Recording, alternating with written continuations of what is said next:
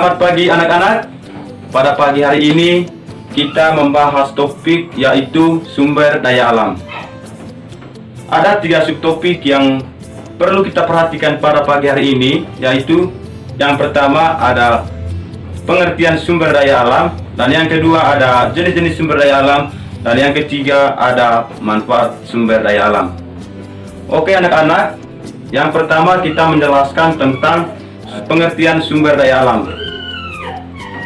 Oke anak-anak, sumber daya alam yaitu semua kekayaan alam yang dimanfaatkan oleh manusia untuk memenuhi kebutuhan hidupnya. Lalu yang kedua, jenis-jenis sumber daya alam. Berdasarkan sifatnya, ada 2 jenis sumber daya alam. Yang pertama ada sumber daya alam yang dapat diperbaharui, dan yang kedua ada sumber daya alam yang tidak dapat diperbaharui. Sumber daya alam yang dapat diperbaharui yaitu sumber daya yang dipakai terus-menerus dan bisa diolah kembali. Ada 2 jenis sumber daya alam yang dapat diperbaharui. Yang pertama ada hayati, dan yang kedua ada non-hayati. Contoh dari hayati yaitu ada tumbuhan dan hewan, dan non-hayati ada sinar matahari, air, dan bebatuan. Lalu yang kedua, sumber daya alam yang tidak dapat diperbaharui, yaitu sumber daya yang akan habis dan proses pembentukannya memerlukan waktu yang sangat lama.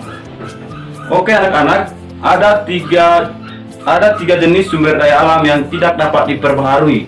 Yang pertama ada energi, yang kedua ada mineral logam, dan yang ketiga ada mineral non logam. Contoh dari energi yaitu ada minyak bumi dan ada gas alam.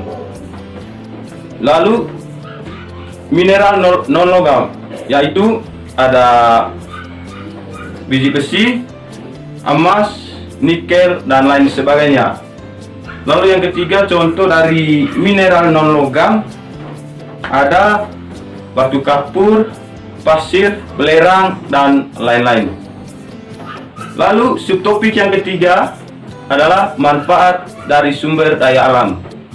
Oke anak-anak, kita tahu bahwa Indonesia itu kaya akan kekayaan alam. Oleh karena itu, kita sebagai warga negara Indonesia patut untuk melestarikan sumber daya alam ini.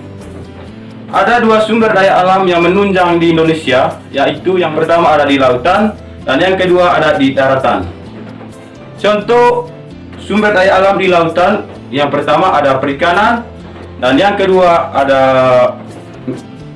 perindustrian garam, dan yang ketiga ada rumput laut. Manfaat dari perikanan itu yaitu untuk laut pauk, dan manfaat dari industri garam yaitu untuk bumbu-bumbu makanan, dan manfaat dari rumput laut itu untuk obat-obatan. Lalu yang kedua, sumber daya alam daratan. Yang pertama ada peternakan, yang kedua ada perkebunan, yang ketiga ada pertanian, dan yang keempat ada pertambangan. Contoh dari pertanian itu adalah yang pertama ada padi, jagung, dan lain sebagainya. Lalu contoh dari peternakan, yang pertama ada sapi, kerbau, kambing, ayam, dan lain sebagainya. Contoh dari pertambangan ada emas, nikel, pasir, dan lain sebagainya. Contoh dari perkebunan, yang pertama ada perkebunan teh, perkebunan kelapa sawit, dan perkebunan kopi. Oke anak-anak, itulah materi yang kita bahas pada pagi hari ini.